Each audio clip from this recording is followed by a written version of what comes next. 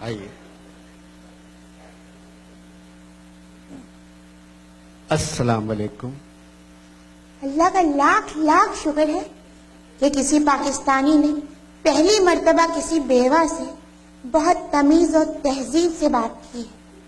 मैं समझा नहीं। देखिए, अगर किसी पाकिस्तानी को ये पता चल जाए ना कि ये खातून बेवा है, तो बस सलाम करने से पहले पूछते शाम को क्या कर रही हो। आप कैसी बात कर रही हैं? पाकिस्तान मुसलमानों का मुल्क है। हाँ, तो मुसलमानों को 4 शादियों की इजाजत है ना। ये बेचारे पाकिस्तानी शादी तो एक से करते, बाकी 3 को चक्कर देने में लगे रहते और बेवा का तो पीछा ही नहीं छोड़ते। आप बेवा कब हुई?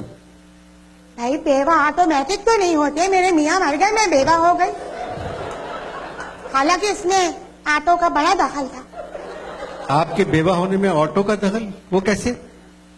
कि देखिए, मेरे मियाँ ना एक दिन गाड़ी के नीचे लेटे हुए गाड़ी ठीक कर रहे थे। मैं बराबर में खड़ी हुई थी, तो उन्होंने वहीं से कहा, बेगम जरा जैक घुमा के गाड़ी ऊपर कर दो। मुझसे गलती हो गई, मैंने जैक उल्टा घुमा दिया और फिर एक आवाज आई, ज़ादी। खाली ज़ादी, ये क्या आवाज थी? पहला लफ्ज मैं ठीक तरह सुन नहीं सकी थी।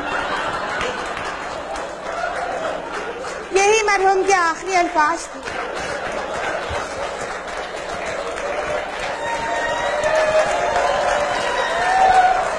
क्या करते थे? जो सारे मियाँ करते हैं वही। नहीं, प्लीज आप मेरा सवाल समझ के जवाब दें।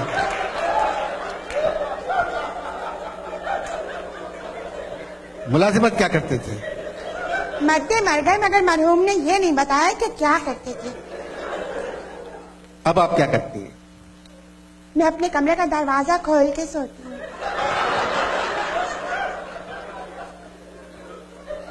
क्यों?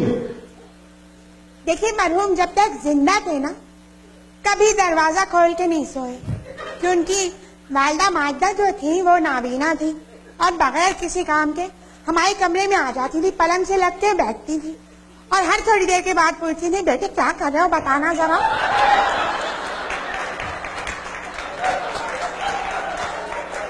ये जाती बातें रहने दे खुदा के वास्ते। आप ये अच्छा। मैं पूछ रहा हूँ, अब आप क्या करती हैं? एक अकेली औरत बेवा पाकिस्तान में क्या कर सकती है? बच्चे हैं? नहीं। जब भी मरहूम से कहा, देखिए हमारे यहाँ ना एक आध बच्चा होना चाहिए, तो हमेशा इकबाल का मिसरा पढ़ देते थे, पैवस्ता रहे शजर से उम्मीद में बहार रख।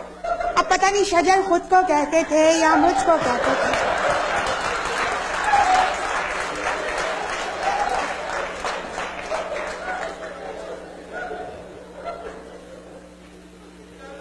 घर का खर्चा कैसे चलता है? वो पड़ोस में एक सिंधी सूबाई वजीर रहते हैं, हमारे मियाँ के दोस्त थे। जब भी मिलते हैं कहते हैं, सुनो, जब तक मैं जिंदा हूं ना, ये समझ लो तुम्हारा मियाँ मरा नहीं है। ये तो बहुत गलत बात है। उनको कहना चाहिए था, जब तक मैं जिंदा हूँ तुम्हारा भाई नहीं मरा है। अरे तो मेरा तो कोई भाई नहीं है, वो कैसे कहते हैं ये? अभी परसों मिले थे तो मुझे देख के कहने लगे, जब भी मैं तुझको देखता हूँ मुझको तुझ में सिंध नजर आता है। मैंने कहा, साईं आप लोग तो सिंध के टुकड़े टुकड़े कर रहे हैं। हाँ। उन्होंने क्या कहा? उन्होंने कहा, देखो बाबा, तुम सिर्फ फिगर हो, पॉलिटिकल फिगर नहीं हो, ऐसी बातें मत किया करो। ये सारी बातें आपकी सास को मालूम है? नहीं है, अम्मा को तो उन्होंने, साईं ने पहले ही इलाज के लिए दादू भिजवा दिया है। दादू में कौन सा डॉक्टर है? साईं ने मना किया था कि डॉक्टर का नाम ना पूछे, क्योंकि उनको भी नहीं मालूम। आपसे मिलकर खुशी हुई। आप अपना कार्ड देंगे?